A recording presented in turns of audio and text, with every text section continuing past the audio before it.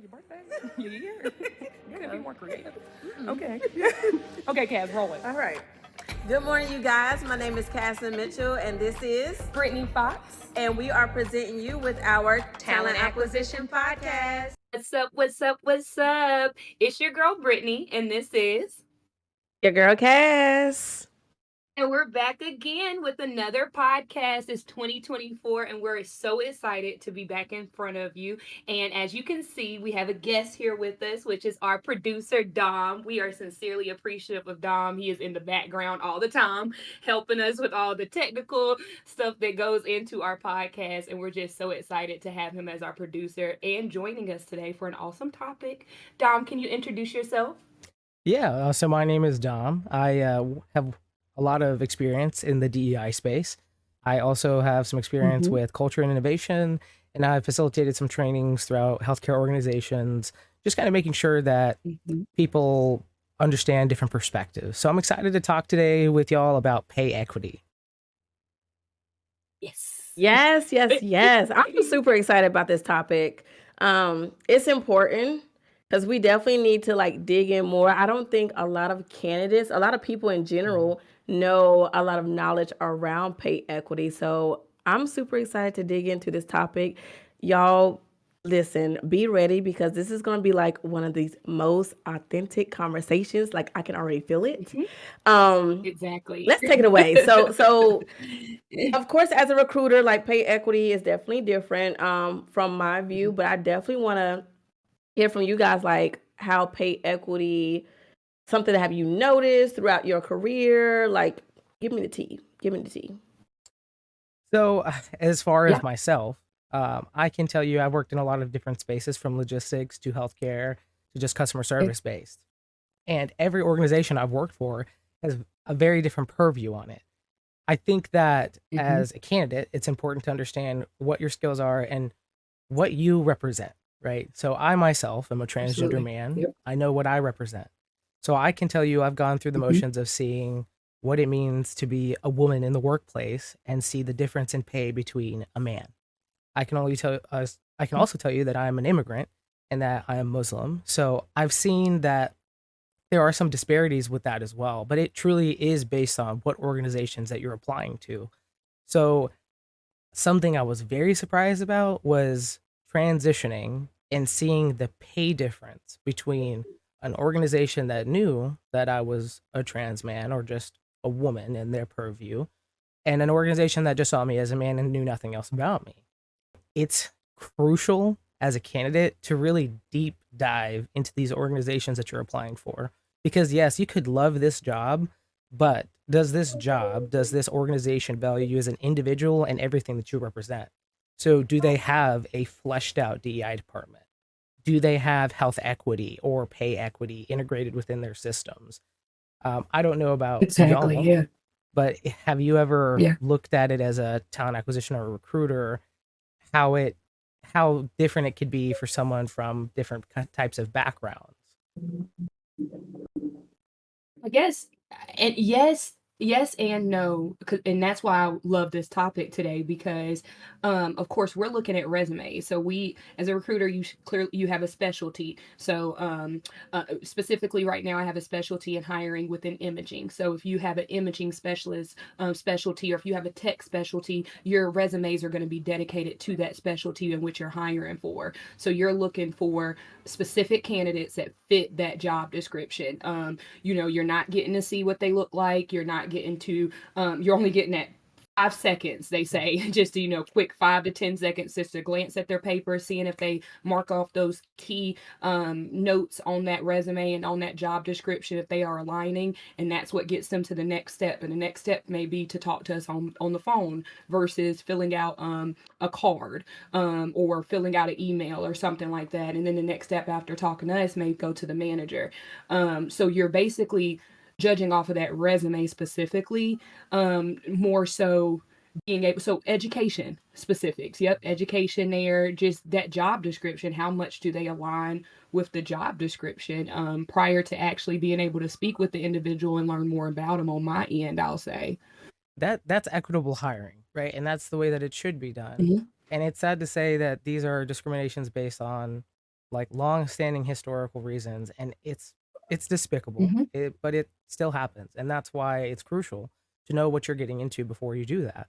And people usually are afraid to bring these Absolutely. things up when they're applying, right? And for me Yeah, they're not personally, educated on it. no, and you're thinking in the lens of, well, what if I bring this up and they don't want to pick me as a candidate then after that? Mm-hmm. Honestly, if they don't, that's better for you. That you'll find a place that will Hmm. respect that, because it's a question that you deserve to ask as an individual, as a person who is offering your work for pay. You are not begging an organization for their help. You're giving them time from your life.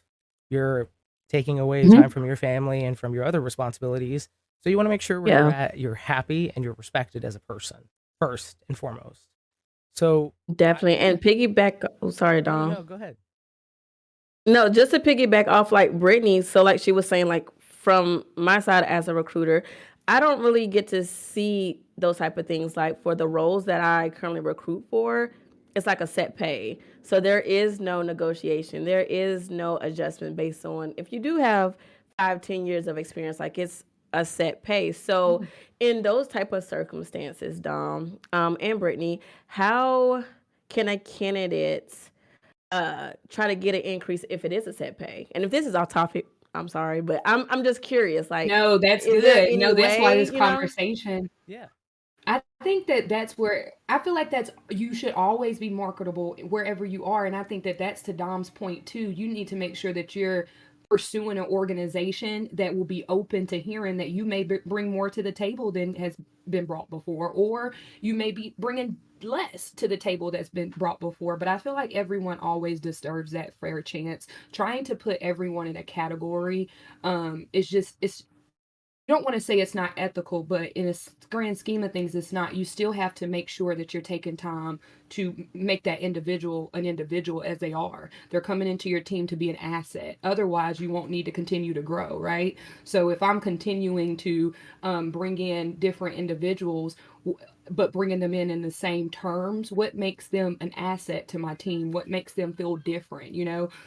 So I guess that is not off topic. That really honestly aligns exactly what Dom was saying. It's like, you do your research and you make sure that you're working for a credible company, that an organization that is making sure that they understand that, hey, when Casman comes over here, I know that you're going to be able to offer something to our team and bring something into our team that we've been looking for. Now we're awesome and we've been doing great, but we continue to look for talent. Yeah. Talent acquisition, so it all makes sense. I would also say that Kaz could be a part of your company's pay equity. They may be doing that so that they make sure that everyone has a set standard. So there's something called career architecture as well, where a lot of people aren't aware of it, where companies will focus on career architecture to make sure that every position is paid equally, to make sure that job Yeah. descriptions align, so that one person in the organization is not a project manager making $40 an hour, and there's a project manager with a different job description that's making $80 an hour, and that may be applicable in certain Exactly. senses, right? Like if you're doing a project Mhm. manager of like medical ethics, you may be paid more than a project manager for campus orientations. They're very different things, Mm, but as far as like a baseline job description and pay range, like pay grades, I know one of the organizations that we've all worked for has a system like that where they will set a job Mhm. description to a pay grade, so that way it's fair yeah. and equitable across the board. True. I'll say True. that if you are applying to a position like that, where you may see that from two lenses. One, a set pay, regardless, saying if I can't negotiate, could be bad and could be great. So if you're unable to negotiate, I would say a follow-up question during an interview, not your phone interview, but your second interview where you meet with your leaders, your potential leaders, would say, Mhm. what is my growth process after this? Money is not everything, but Absolutely. I need to know what my options are in the future. So if I were to work here Mhm. at my 3-month mark, am I able to get an increase in my pay if I show you that I am an asset to this team and that I am a high performer? And if not, Absolutely. what's my yearly increase like? People get really uncomfortable with Mhm. these questions, and sometimes leaders do too. They're good questions. Yes. Yep. Showing that you're an aggregator, because sometimes they're great. Like corporations will pay consultants to come in and be aggregators of culture, of anything else that you can think of. So if you show that Yeah. you're willing to Mhm. ask the right kinds of questions, you're a critical thinker, you're innovative. So what are you going to do when you get in this role? Not only are you fighting for yourself and for what you believe in, what are you going to do for this company in the Absolutely. future that's going to really improve us and bring a benefit that we may not have before? Mhm. Definitely. That's And really I what it's like about. that. That's really what Yes. it's about. No, Ultimately, that's what it's about. You're just looking for that overall coming together of like, okay, what can I offer your organization? I don't want to come into an organization also that didn't look like it needed me, or I didn't see where I can add to it as well too. So that's another great topic I think that we'll stay for like the great questions to ask as Yeah. well too. So not to get off topic, you just really made me think that's great questions to ask, and a lot of people don't know that. They never knew. Yeah. And What I else would you got for say, that, no, Kaz? yeah, go ahead, Kaz. no, and I like that what you stated because like as a recruiter for this particular roles that I do handle, like there are candidates who you could tell they're hesitant about the compensation of it being a flat pay, which I totally understand. Mhm. So I do like inform them of merit increases or career growth opportunity that can take place in 6 months to a year. So when you said that, Dom, I was like, okay, that makes sense. Like I get it now. I get it. Okay. Yeah. You got to see it from like his perspective as well too, which I'm so thankful that you're able to offer us that, because you have to step outside of yourself as a recruiter. You do get so into delivering it all the time too, but just from being on the other side of that phone or that screen to say, okay, this is still just a person, and they want to understand like, where's my growth options here? What's my goal? What's it Mm-hmm. look like ultimately if I am held to this standard for right now? But the way that you broke that down as well too, Dom, just to understand the difference, because it does also matter for areas in which you're hiring for as well too, not outside of that organization that you're working for. So yeah, Yeah. for And, sure. and, I and I love the would say topic. that as a candidate, there's like two major things you need to be aware of going before you even interview is being, and that maybe this could be a topic for another day, but behavioral based interviewing and the STAR model, right? The more that you know about those Mm-hmm. two things and the more that you see them Mm-hmm. represented within an organization shows that that organization values hiring you for your skill, your Mm-hmm. background as far as what can you bring to this table, how do you see things differently from Mm-hmm. different candidates versus do you just check all the boxes, because they're important too, right? You Right. can check every box and still be a poor employee, which is just the Yeah. reality of it. Mm-hmm. And if you see those in Yeah. practice in an organization, it means that they're focused on both. They're focused on you as an Mm-hmm. individual and what you can bring to the table. But something I want to make sure I say this before we end today is that I want people to feel empowered because you're going in here advertising for yourself. So feel empowered to ask, That's true. how important is pay equity in your organization? How does your organization implement DEI practices? And are these resources available for DEI if there are any at all? And if so, how do I utilize Mm-hmm. these resources?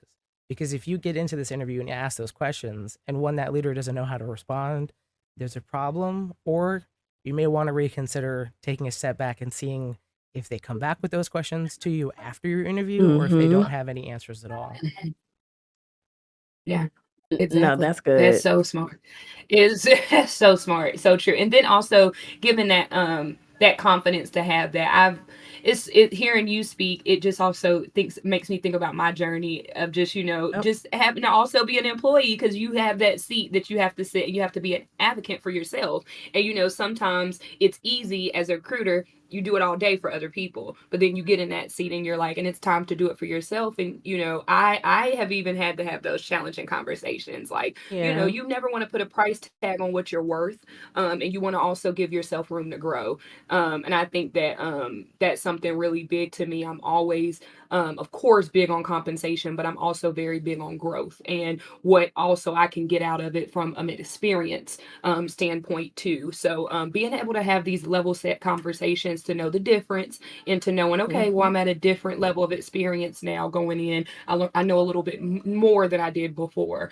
So just being able to be an advocate for yourself is also what I take away from this as well too. So thank you for this topic, Dom. This was good. This is really Yes, good. I told y'all it was gonna be our authentic.